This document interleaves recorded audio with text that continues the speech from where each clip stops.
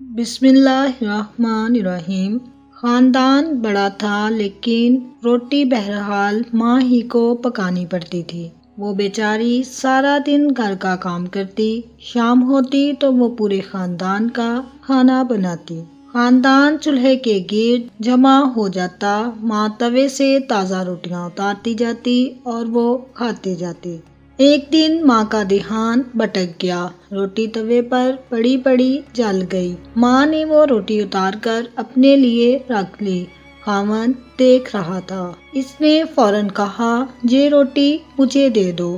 ماں نے گھبرا کر جواب دیا، یہ جل گئی ہے، میں آپ کے لیے اور پکا دوں، مجھے جلی ہوئی روٹیاں بہت پسند ہیں۔ اور ساتھ ہی ہاتھ آگے بڑھا کر ٹوکری سے روٹی اٹھا لی اور مزے سے کھانے لگا۔ کھانا ختم ہوا، خاندان اٹھ کر اپنی اپنی چارپائیوں پر چلا گیا۔ خاندان کا چھوٹا بیٹا ہمیشہ سونے سے پہلے باپ کا ماتھا چومتا تھا اور وہ ماتھا چومنے کے لیے والد کی چارپائی پر گیا تو اس نے سرگوشی میں باپ سے پوچھا، ابا کیا آپ کو واقعی جلی ہوئی روٹی پسند ہے؟ والد نے مسکرا کر اس کے سر پر ہاتھ پھیرا اور آہستہ آواز میں جواب دیا، بیٹا جلی ہوئی روٹی کس کو پسند ہوگی؟ بیٹے نے پوچھا، پھر آپ نے ماں سے جھوٹ کیوں بولا؟ باپ نے جواب دیا، بیٹا تمہاری ماں سارا دن کام کرتی ہے، یہ ہمیں روزمرہ اچھا اور مزیدار کھانا بھی پکا کر کھلاتی ہے۔ میں نے زندگی میں اس کے ہاتھوں سے پکی ہوئی سینکڑوں روٹیاں کھائیں، ایک دن جلی ہوئی روٹی کھا لی تو کیا قیامت آ گئی؟ باپ نے کہا، یہ روٹی نہ میں کھاتا تو تمہاری ماں کھاتی اور یہ مجھے منظور نہیں تھا۔ یہ واقعہ بچپن کی سنہری یاد بن گیا۔ وہ زندگی میں جہاں بھی رہا، وہ جس عہدے پر بھی پہنچا، اسے جو بھی پیش کیا گیا اس نے چپ چاپ کھا لیا۔ اس نے کبھی کھانے میں نقص نہیں نکالا، اور ہاں وہ جب بھی کھانے کی میز پر بیٹھا، اس کے سامنے کھانا رکھا گیا تو اسے اپنی ماں اور باپ دونوں ضرور یاد آئے اور اس نے والد کے الفاظ بھی ضرور دہرائے۔ یہ کون تھا؟ بھارت کے مرحوم صدر عبدالکلام تھے۔ 1931 میں بھارت کے ایک جزیرے میں پیدا ہوئے۔ جزیرے کا نام رامیشورم ہے۔ یہ جزیرہ تامل ناڈو میں سری لنکا کے قریب واقع ہے اور یہ سری لنکا کی طرف بھارت کا آخری ٹاؤن ہے۔ عبدالکلام رامیشورم کے غریب ترین مسلمانوں کے خاندان سے تعلق رکھتے تھے۔ والد کا کل اثاثہ ایک کشتی تھی۔ وہ یہ کشتی یاتریوں کو کرائے پر دے دیتے تھے۔ کشتی کا کرایہ خاندان کا نان نفقہ تھا۔ عبدالکلام کے بڑے بھائی نے بچپن میں پرچون کی دکان بنا لی۔ عبدالکلام کا بچپن اور جوانی تنگ دستی میں گزری۔ وہ 3-4 سال کی عمر میں املی کے بیج اکٹھے کرتے تھے۔ سارا دن کے بعد انہیں ایک آنا ملتا تھا۔ وہ بھائی کی دکان پر بھی بیٹھتے تھے اور لوگوں کے گھروں میں اخبار بھی پھینکتے تھے۔ وہ اناج منڈی میں بھی کام کرتے رہے۔ وہ کام کے ساتھ ساتھ پڑھائی بھی کرتے تھے، لائق تھے، چنانچہ بچپن ہی میں وظیفے ملنے لگے۔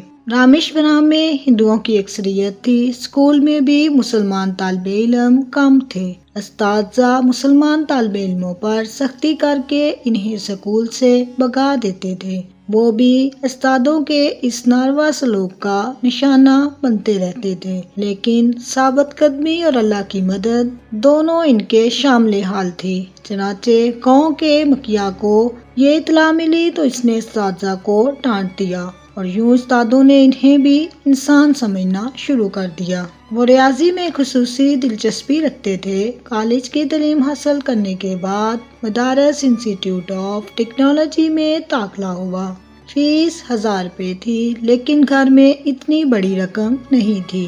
عبدالکلام نے اعلیٰ تعلیم کا خیال چھوڑ دیا، لیکن پھر ان کی بڑی بہن فرشتہ بن کر آئی۔ اس نے اپنی طلائی چوڑیاں بیچ کر بھائی کی فیس ادا کر دی۔ یوں یہ یونیورسٹی پہنچ گئے، لیکن وہاں فیس معافی کے لیے پوزیشن لینا ضروری تھی۔ عبدالکلام اس کے بعد صرف فیس معاف کرانے کے لیے پوزیشنیں لیتے رہے۔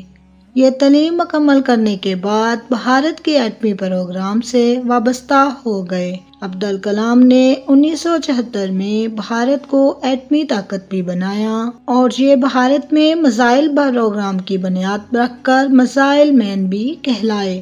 یہ 2000 تک مختلف 2002 میں کانگریس اور پی جے پی نے انہیں بھارت کا صدر بنا دیا۔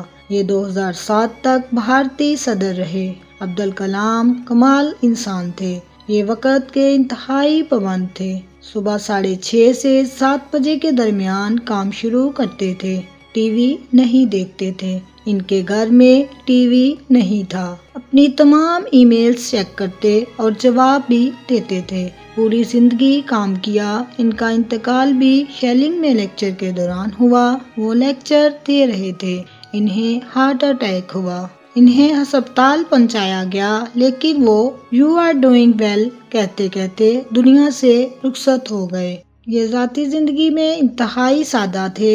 بھارت کے مسلمان صدر ڈاکٹر ذاکر حسین کے دور تلک ایماندار اور منفصل مزاج تھے۔ وہ ایوانی صدر میں رمضان میں افطار ڈنر دیا جاتا تھا۔ ڈاکٹر عبدالکلام صدر بنے۔ ان کی صدارت کا پہلا رمضان آیا۔ مہمانوں کی فہرست دیکھی، سٹاف کو بلایا اور کہا یہ تمام لوگ خوشحال ہیں، افطاری ان کا ایشو نہیں، ہم کیوں نہ یہ رقم یتیم خانوں میں تقسیم کر دیں۔ سٹاف نے حیرت سے ان کی طرف دیکھا۔ صدر نے پوچھا افطار ڈنر پر کتنی رقم خرچ ہوتی ہے؟ جواب ملا 2.5 لاکھ روپے۔ ڈاکٹر عبدالکلام نے 2.5 لاکھ روپے منگوائے، 1 لاکھ روپے ذاتی جیب سے ڈالے، 3.5 لاکھ روپے کا آٹا، دالیں، کمبل اور سویٹر منگوائے، سامان دلی کے 28 یتیم خانوں میں تقسیم کرا دیا۔ وہ جب تک صدر رہے اور یہ افطار ڈنر کی رقم اسی طرح یتیم خانوں میں تقسیم کراتے رہے۔ ڈاکٹر عبدالکلام نے مئی 2006 میں اپنے پورے خاندان کو ایوانی صدر بلایا۔ خاندان کے 52 افراد ان کی دعوت پر دلی آئے۔ ان میں سے ان کے 90 سال کے بڑے بھائی شامل تھے اور 1.5 سال کی پوتی بھی۔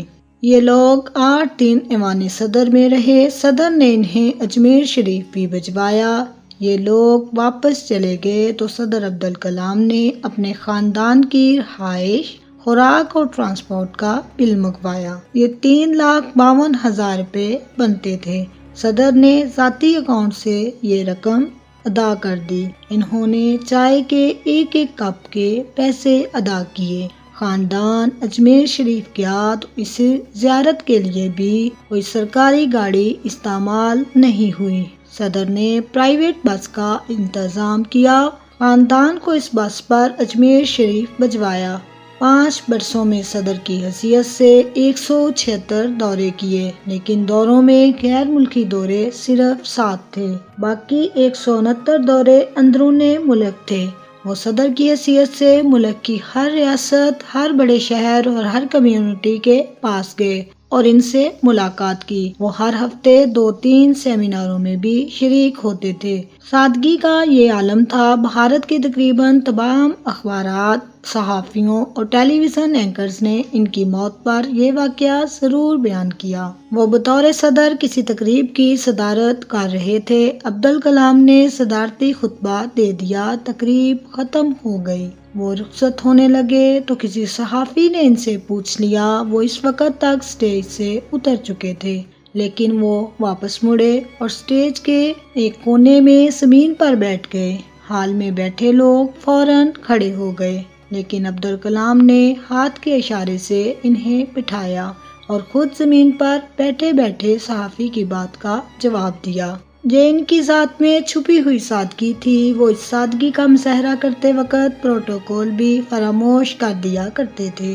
وہ کس قدر بڑے انسان تھے، آپ اس کا اندازہ ان کے دورہ امریکہ سے لگا لیجئے۔ یہ 2011 میں امریکہ کے دورے پر گئے۔ یہ نیویارک ایئرپورٹ پہنچے تو اپنے لباس، انداز اور نشست و برخاست لباس کسی زاویے سے VIP نہیں لگتے تھے، چنانچہ سیکورٹی حکام نے انہیں تلاشی لی۔ ڈاکٹر عبدالکلام شکن ڈالے بغیر تلاشی دے دی، کلیئر ہوئے اور آرام سے باہر آ گئے۔ امریکی حکام کو اس واقعے کا علم ہوا تو امریکہ نے اس رویے پر بھارت سے تحریری معافی مانگی۔ دنیا میں بے شمار سیلف میڈ لوگ حکمران بنتے ہیں۔ دنیا میں ڈاکٹر عبدالکلام جیسے لوگ بھی بے شمار ہیں۔ یہ وہ لوگ ہیں جنہوں نے انتہائی غربت میں آنکھ کھولی اور دریں زمین پر گھٹنوں کے بل چل چل کر کامیابی کے آخری زینے تک پہنچے۔ دنیا میں کامیابی انوکھی چیز نہیں، لیکن کامیابی کے بعد ملک کے اعلیٰ ترین عہدے پر پہنچ کر اپنی سادگی، اپنی ایمانداری اور اپنی عاجزی کو قائم رکھنا کمال ہوتا ہے، اور ڈاکٹر عبدالکلام کا یہ کمال قسم کا کمال تھا۔